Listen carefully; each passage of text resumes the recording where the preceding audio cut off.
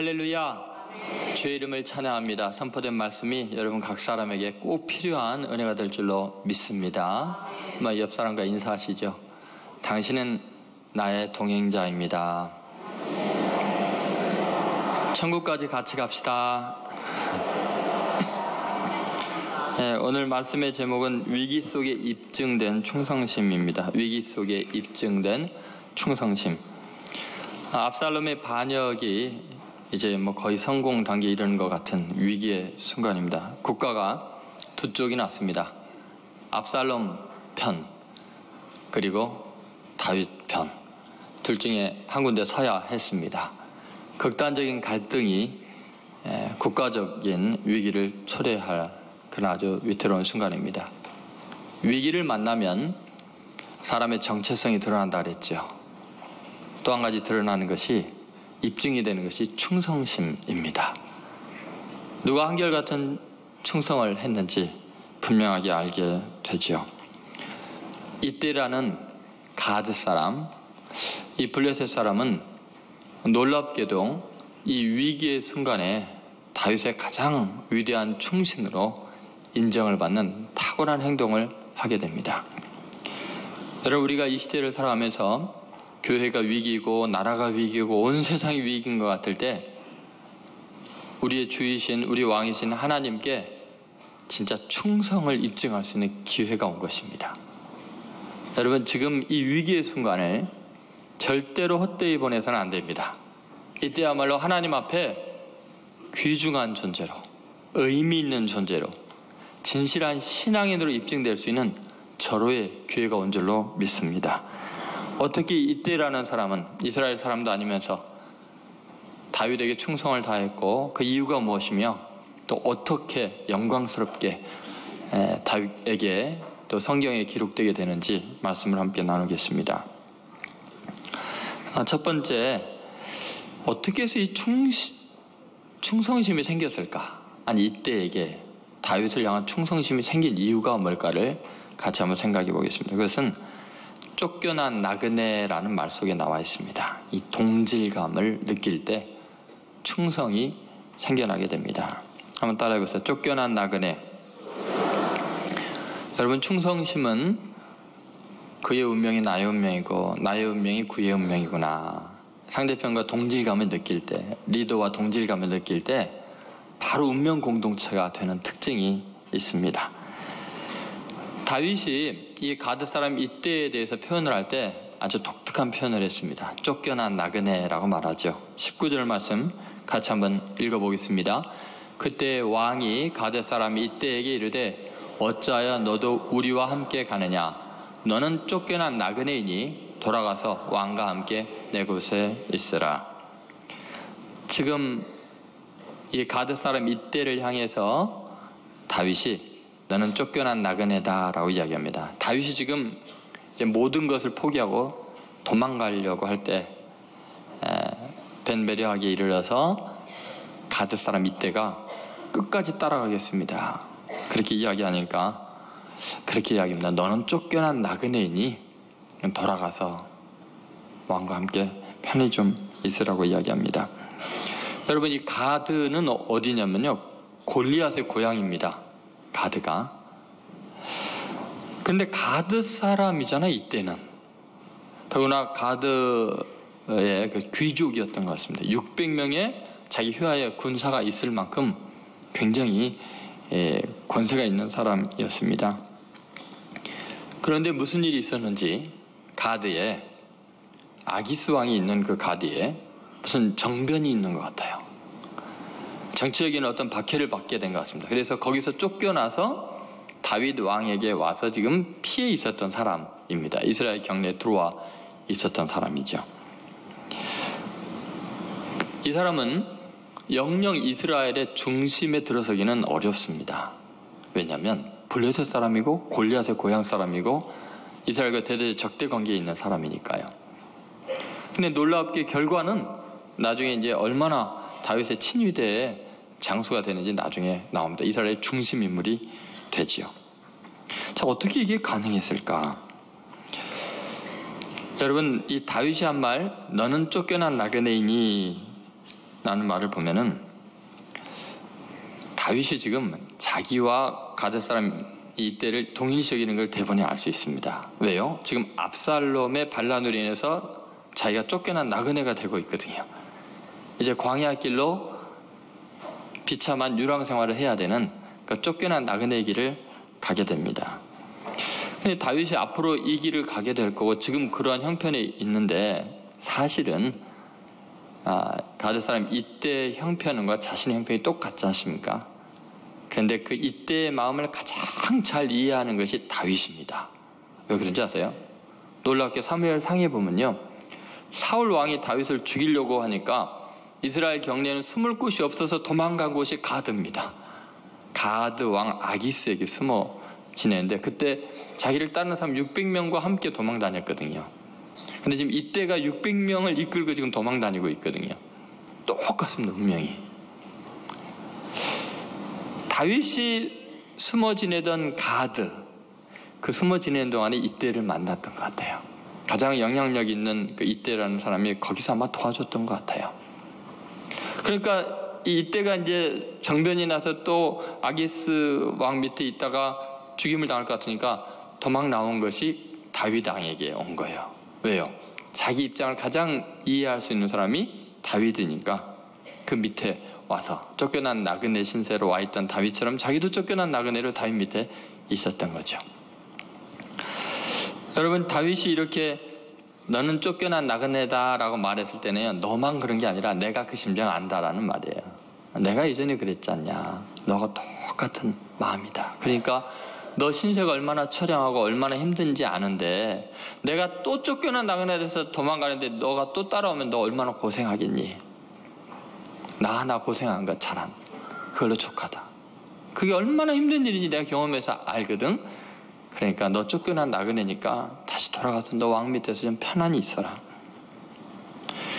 여러분, 지금요 이때와 운명 공동체가 됩니다. 완전히 적대적인 나라의 사람인데도 똑같은 심정을 이해하는 거예요. 엄청난 유대감이 형성이 됩니다. 그냥 이 한마디 앞에서요 이때의 마음은 더 녹아내렸을 거예요. 쫓겨난 나그네, 그래 다윗이나 나나 같은 운명이지. 이때는요 모든 걸 불사하고 그 다윗을 자기 왕으로 고백하는 거예요. 다윗과 운명을 같이 하기로 결단한 거예요. 왜냐하면 자기 심정을 이렇게 알아주는 왕이 세상에 어디 있겠어요? 아기스 왕이 알아주겠습니까? 아니면 반란을 일으킨 사람이 알겠습니까? 자기의 심정을 이해하는 이 사람을 위해서 죽도록 충성하기로 결심을 한 거예요. 여러분, 충성심은 동질감에서 나옵니다. 그것이 아니면 불가능합니다. 다윗이요 그 마음을 잘 이해하고 다시 한번 그 입장을 고백하죠. 그 마음을 얼마나 깊이 이해하는지 20절 말씀 같이 읽어보겠습니다. 너는 어제 왔고 나는 정처 없이 가니 오늘 어찌 너를 우리와 함께 떠돌아다니게 하리요. 너도 돌아가고 내 동포들도 데려가라. 은혜와 진리가 너와 함께 있기를 원하노라 하니라. 여러분, 이 앞에 있는 표현을 보면 참 애절하죠. 너는 어제 왔고 너도 그날에서 쫓겨난 지 얼마 안 돼갖고 얼마나 지금 힘겨운데 나는 지금 정처 없이 간다. 내가 좀 안정되게 왕권을 유지하고 있었으면 너 지켜줄 텐데 너를 지킬 수가 없고 도와줄 수가 없단다. 오늘 어찌 너를 우리와 함께 떠돌아다니게 하겠냐. 너 그동안 삶이 얼마나 힘들게 도망다녔는데 또 도망다니게 하겠냐. 그러니까 내 동포에게로 내 동포들 데리고 600명 데리고 다시 돌아가는 게 낫지 않겠냐. 너에게 친절함과 진실함이 있기를 원한다. 여러분, 예수님께서 마치 우리들에게 하는 말씀같이 들리지 않습니까? 예수님의 생애는 온통 이 땅에선 쫓겨난 나그네 인생이었습니다. 이 땅에 오시자마자 왕이신 그분이 왔는데 자기의 백성들이 영접지 않았다고 요한복음 1장은 말하고 있습니다. 빛보다 어둠을 더 사랑했습니다. 다윗이 왕이지만 자기 백성들에게 쫓기게 됩니다. 자기 아들에게, 자식에게 쫓기게 됩니다. 예수님이 태어나자마자 자기의 고국을 버리고 이집트로 피난을 가야 했어요. 그렇죠. 태어나자마자 그 헤롯 왕이 죽이려고 하니까. 그것이 만왕의 왕이신 우리 주님의 인생의 첫 출발이었습니다. 외국으로 쫓겨난 나그네. 주님이 마지막 죽으시는 그 순간도 이 땅을 창조하신 분이 땅에 발을 딛지를 못했습니다. 나무에 달린 자는 저주를 받았다는데 온 백성이 십자가에 못 박으라고 거부했습니다. 이 땅에 발도 못 붙이겠어요. 나무에 매달아서 죽였습니다. 예수님은 이 땅을 온통 쫓겨난 나그네로 사셨습니다. 그래서 예수님은 이 땅에서 쫓겨다니는 사람들, 소외된 사람들, 그 사회에서 버림받고 저주받은 사람들을 당신 자신과 동일시 여깁니다. 다윗이 이때를 자신과 동일시 여긴 것처럼 예수님은 여러분과 자신을 동일시 여기십니다. 그래서 주님이 이렇게 말씀하셨죠. 너희 중에 저렇게 작은 자에게 한 것이 곧 나에게 한 것이니라. 세상이 나를 박해했기 때문에 너희도 미워할 거다. 너희를 미워하면 너희보다 먼저 나를 미워하는 줄을 알라. 여러분, 그리스도인들은 이 땅에 쫓겨난 나그네로 사는 사람들이에요. 쫓겨난 나그네를 우리의 왕으로, 우리의 주인으로 섬기는 사람들이 이 땅의 주인처럼 살면, 이 땅에 영원히 거할 것처럼 살면 그것은 완전한 모순입니다. 있을 수 없는 일입니다. 여러분, 구약 성경에 나오는 모든 인물들은 이 땅을 살아갈 때 나그네처럼 살았습니다. 믿음의 조상 아브라함도 자기를 나그네라고 고백합니다. 하나님이 그 많은 복을 주셨지만 나그네라고 생각했어요. 창세기 23장 4절에 이렇게 말합니다. 나는 당신들 중에 나그네요 거류하는 자이니. 자기 아내가 죽었는데 매장할 장소가 없는 나그네였어요. 야곱은 이 땅이 다인 줄 알고 살았어요. 그래서 움켜쥐고 쌓고 모든 걸 소유하려고 했는데 야복 강가에서 자아가 부서지고 하나님 만나고 나니까, 이스라엘로 변화되고 나니까 자신에 대한 정체성이 달라집니다. 창세기 47장 9절에 야곱이 고백한 말입니다. 같이 읽겠습니다.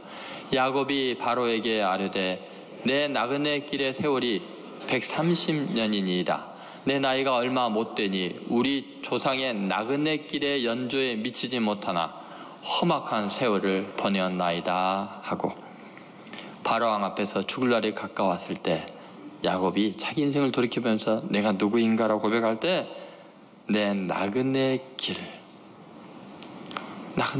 험악한 세월을 보냈습니다. 근데 더 중요한 고백은 우리 조상의 나그네 길이라고 말해요. 우리 조상도 나그네였습니다. 나도 나그네입니다.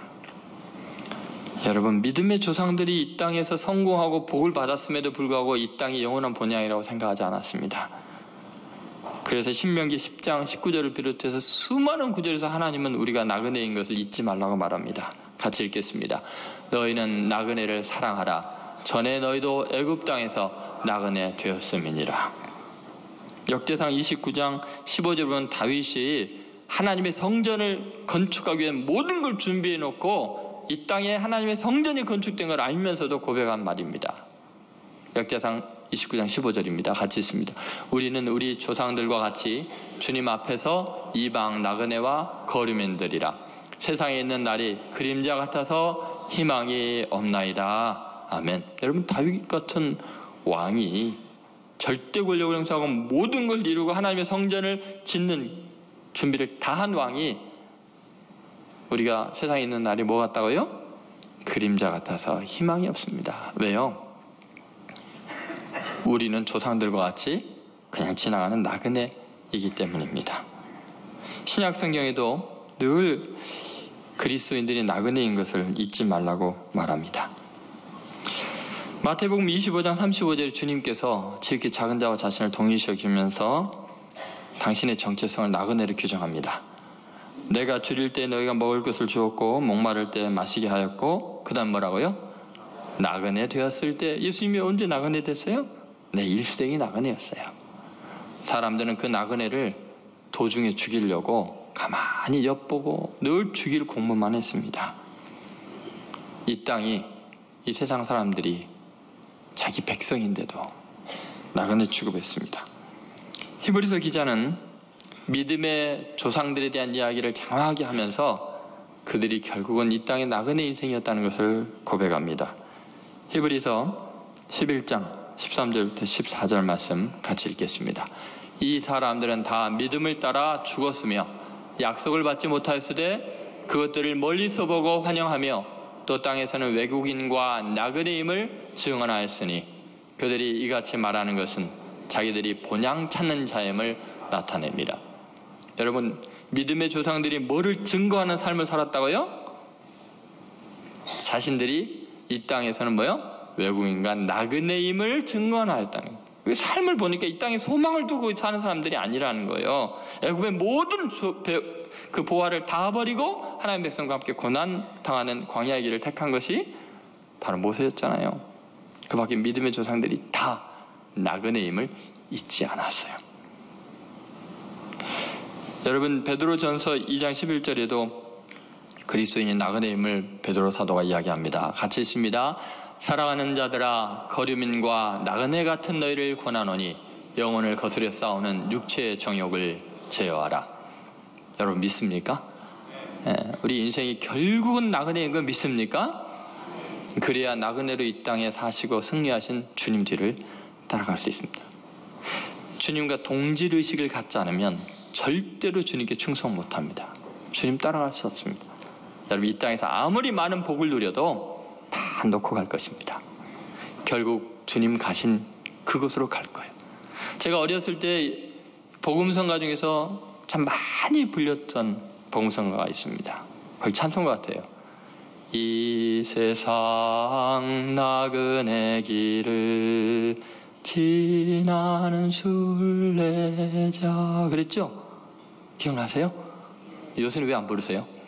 이 땅이 너무 좋죠. 지금 주구장창 여기서 살고 싶으시죠? 그러나 여러분, 예수님이 나그네 인생이면 우리도 나그네 인생이에요. 별 수 없습니다. 여러분, 결국은 다 놓고 갈 거예요. 예수님과 이게 동질의식이 없으면 하나님 나라를 위해서 영원한 본향을 향해서 나아갈 수 없습니다.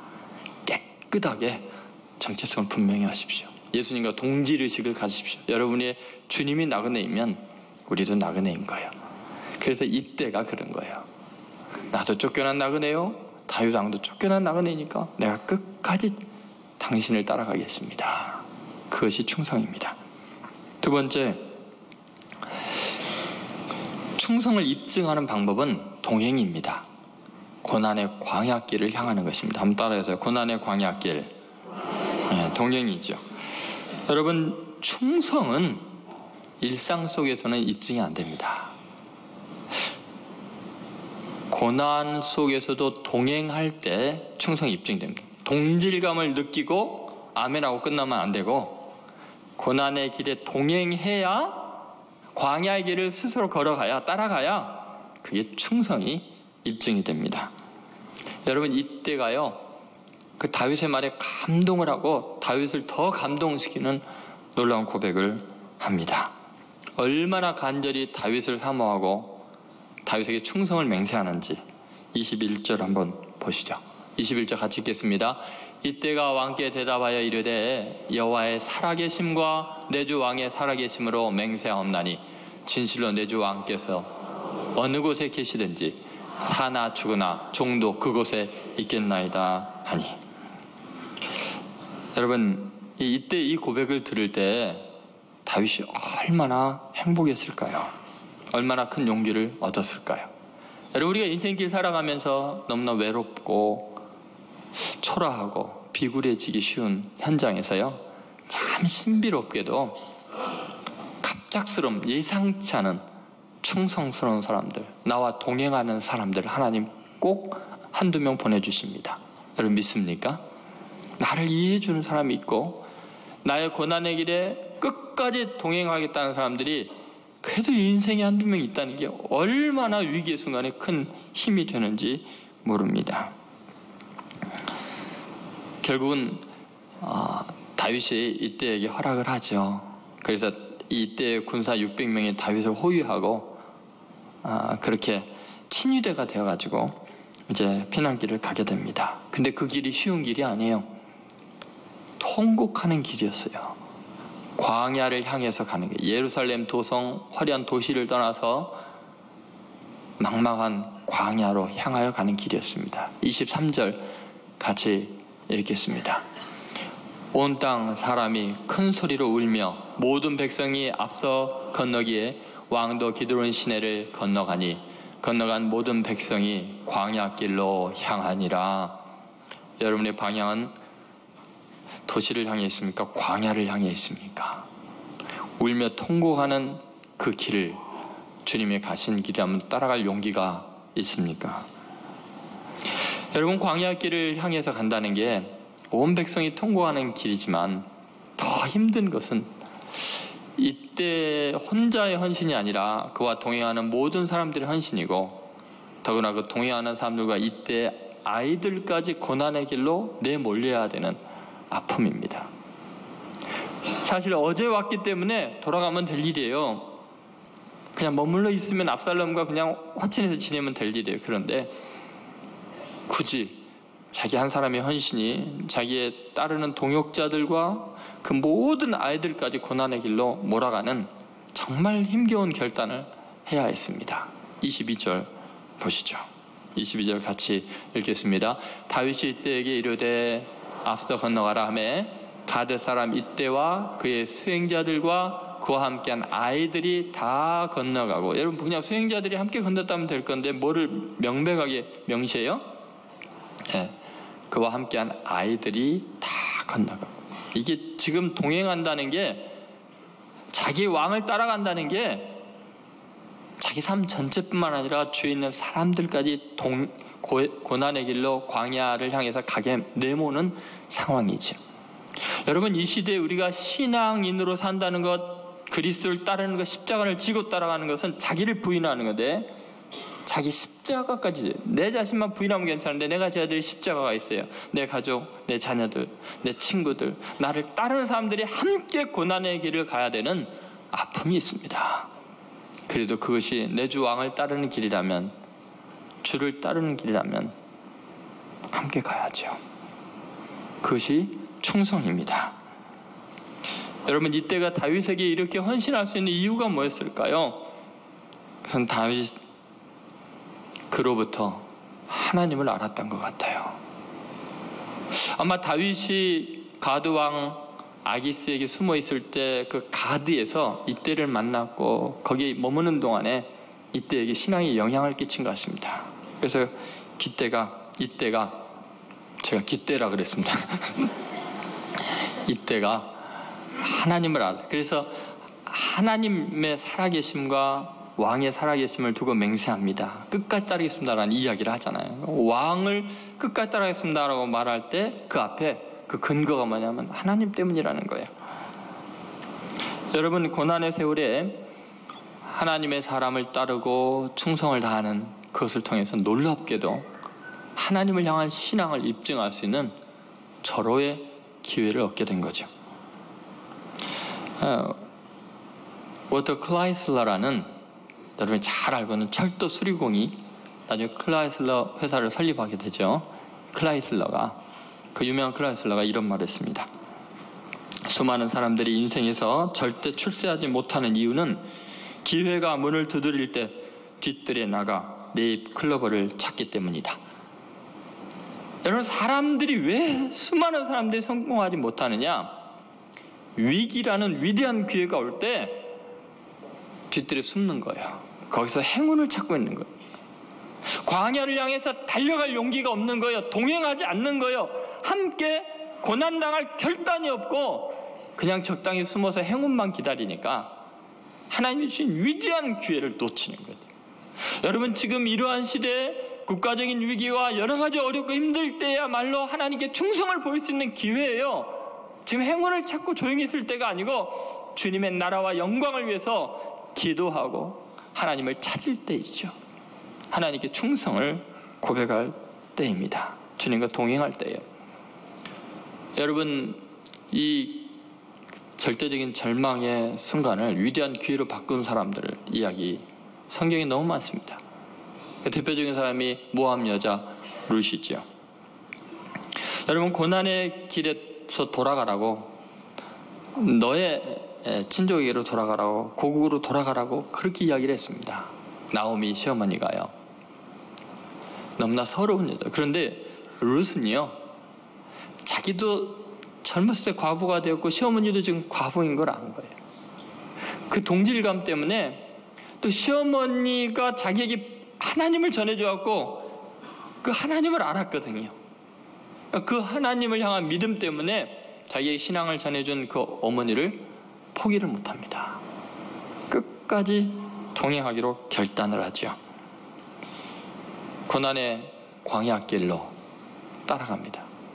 결국은 그 어머니를 위해서 거지 생활을 하면서 동량을 해서 어머니를 먹여 살립니다. 아무것도 없으니까요. 먹고 살 길이 없으니까 거지 생활을 해서 어머니를 공양합니다. 그 결단을 한 것을 보면 룻기 1장 16절, 17절, 18절에 참 감동적인 이야기가 나오는데 참 제가 놀라는 것은 이 신앙의 구조가 똑같다는 거예요. 이때가 다윗에게 고백하는 거나 룻이 나오미에게 고백하는 거나 결국 하나님 때문에, 하나님을 전해준 그 은혜 때문에 다윗의 하나님이 나의 하나님이고 나오미의 하나님이 룻의 하나님이 되는 거예요. 제가 읽어드리겠습니다. 룻이 이르되 내게 어머니를 떠나며 어머니를 따르지 말고 돌아가라. 강권하지 마옵소서. 어머니께서 가시는 곳에 나도 가고 어머니께서 머무시는 곳에 나도 머물겠나이다. 어머니의 백성이 나의 백성이 되고 어머니의 하나님이 나의 하나님이 되시리니 어머니께서 죽으시는 곳에서 나도 죽어 거기에 묻힐 것이라. 만일 내가 죽는 일 외에 어머니를 떠나면 여호와께서 내게 벌을 내리시고 더 내리시기를 원하나이다 하는지라. 나오미가 룻이 자기와 함께 가기로 굳게 결심함을 보고 그에게 말하기를 그치니라. 그러면 이때도 마찬가지죠. 왕과 함께 죽는데도 나아가겠다고, 왕이 머무는 곳에 머물고 왕이 가는 곳에 가겠다고 굳게 결심하니까 따라오라고 하죠. 여러분, 고난의 순간에 고난의 길에 동행하면 진짜 충성이 인정이 되는 거예요. 예수님은 우리를 얼마나 사랑하셨는지 결코 우리를 버리지 않고 떠나지 않으셨습니다. 그런데 그분이 처음 오실 때부터 우리와 동행하고 결심하셨죠. 죄악이 가득한 우리 죄인의 대명사인 세리와 창기들과 함께 식사하시고 그들과 동행하셨죠. 그래서 예수님이 태어나실 때 천사가 구약에 있는 말씀대로 그의 별명을 지어줬죠. 그의 이름을 임마누엘이라 하리. 이는 하나님이 우리와 함께 하신다. 결국은 십자가까지 동행하셨습니다. 비참하게 죽어가는 자들과 함께 죽으셨습니다. 다윗은 이 하나님의 동행하심에 대해서 깊이 경험한 사람입니다. 푸른 초장으로 잔잔한 물가로 인도하시는 그 목자가 사망의 음침한 골짜기에도 동행하는 것을 경험했습니다. 여러분, 그리스도와 동행함으로 이 시대에 세속적인 조류에 떠내려가지 않도록 마음을 견고히 하시기 바랍니다. 끝까지 신앙적으로 반응하십시오. 끝까지 주님 가신 그 길을 가기 위해서 경제적인 어려움이든 정치적인 혼란 속에서든 하나님을 사랑하고 주와 동행하는 복된 성도들 되시기를 주 이름으로 소원합니다. 세 번째, 충성의 그 결과는 어떤 것일까요? 헛되지 않은 충성입니다. 한번 따라서 헛되지 않은 충성. 놀라운 희망의 세계, 새로운 세계가 펼쳐집니다. 충성은 희망 속에서 늘 꿈틀거리게 되어 있습니다. 희망이 있기 때문에 충성하는 겁니다. 여러분, 다윗을 얼마나 감동시켰을까요? 다윗이 얼마나 이때를 믿게 되었는지요. 블레셋 사람이고 용병인데도 불구하고요, 가장 중요한 친위대로 대장으로 임명을 합니다. 가장 중요한 측근으로 임명하죠. 여러분, 이때라는 말이 뭘까요? 그냥 말 그대로 이때입니다. 늘 다윗과 함께 이때. 여러분, 그대로 말 뜻이 똑같습니다. 이때라는 말은 짝하다, 짝이 되어주다. 그리고 동반하다, 같이 가다. 이때예요, 이때. 여러분, 이때가 끝까지 다윗에게 충성하는 걸 보고요, 충성이 딱 입증이 되니까요, 다윗이요, 나중에 군대를 다시 재정비해서 이제 압살롬을 진압하러 갈 때 엄청난 결단을 하게 됩니다. 그때 사무엘하 18장 2절에 놀라운 군을 정비하는 일이 기록이 되어 있습니다. 한번 같이 읽어보겠습니다. 이에 다윗이 그 함께한 백성을 계수하고 천부장과 백부장을 그 위에 세우고 그 백성을 내어 보낼 새 3분의 1은 요압의 수하에, 번역이 좀 달라서 그렇군요. 3분의 1은 요압의 휘하에, 저걸로 읽겠습니다. 3분의 1은 수리아의 아들 요압의 동생 아비새의 휘하에 넘기고 3분의 1은 가드 사람 이때의 휘하에 넘기고 왕이 백성에게 이르되 나도 반드시 너희와 함께 나아가리라 하니. 여러분 여기 잘 보면은 이스라엘 군에 가장 강력한 리더십 3명을 세웁니다. 발람군을 진압하기 위해서. 그 유명한 요압 장군, 대적할 사람이 없죠. 똑같은 위치에 3분의 1, 백성을 3분의 1을 맡기는 건 누구예요? 그 요압의 동생인 아비새 장군. 그 다음에 다윗의 친위대를 누구를 세우냐면 이때를 세웁니다. 백성의 3분의 1을 가드 사람 이때에게 맡겨서 이 평정회로 나아갑니다. 여러분 놀라운 이야기입니다. 사실은 사무엘 상에서요, 다윗이 아기스에게 이제 쫓겨난 나그네로 거기 들어가서 아기스를 위해서 이스라엘과 싸우러 가겠습니다 할 때요, 주위의 사람들이 용봉 못 믿겠다, 다윗 못 믿겠다 하고 그 인정을 안 해서 결국은 전쟁에 못 나가거든요. 그런데 이때는 다윗이 믿어줘요. 그리고 그 충성심 때문에 결국은 가장 위대한 장수로 총사령관 중에 한 명으로 인정을 하죠. 여러분 위기의 시기에는요, 정말 위대한 충성심의 빛을 발할 수 있는 기회이고 미래의 영광스러운 희망을 도출합니다. 여러분 이때가 만약에 이때 헌신하지 않았으면요, 영원히 주변인이었을 거예요. 이스라엘의 중심에 절대 들어올 수 없습니다. 그런데 가장 위기의 순간에 다윗을 끝까지 따르고 믿음을 보여줬기 때문에 다윗 왕국에서 중심 인물이 된 거죠. 레기날드 맨셀이라는 분이 이런 말이 있습니다. 비관자는 자신의 기회에서 어려움을 만드는 자요, 낙관한 자는 자신의 어려움 속에서 기회를 만드는 자다. 이때는 어려움 속에서 상황이 아주 곤란할 때 놀라운 미래를 위한 기회를 만들었습니다. 여러분 시대가 어려우면 기회입니다. 진짜 신앙을 하나님께 입증할 수 있는 기회이지요. 끝까지 주님과 동행하는 놀라운 믿음을 보여줄 수 있는 기회입니다. 여러분 정말 중요한 것은 상황이 아닙니다. 우리가 관심을 기울일 것은 현실에 대한 분석이 아닙니다. 우리가 진짜 관심을 기울일 것은 내 반응입니다.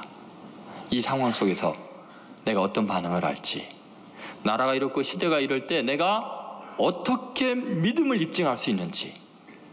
너무나 많은 사람들이 늘 상황 이야기만 합니다. 누가 어떻고 지금 상황이 어떻고 나라가 어떻고 외국이 어떻고 그러면서 정작 내가 어떻게 충성을 보여야 될지, 내가 어떻게 결단해야 될지, 내가 어떻게 신앙적으로 하나님께 영광을 돌릴지를 전혀 생각하지 않습니다. 늘 상황만 보지 내 반응에 대해서는 무관심합니다. 이것이 문제입니다. 우리의 미래를 결정하는 것은 절대 상황이 아닙니다. 우리의 반응이 미래를 결정합니다. 모압 여인 룻도 마찬가지였습니다. 여러분 위기에 처한 이스라엘이 위대한 역사를 이룰 수 있었던 것은 그 위기의 상황이 호전된 것이 아니고 위기 때 믿음으로 반응한 사람들 때문이었습니다.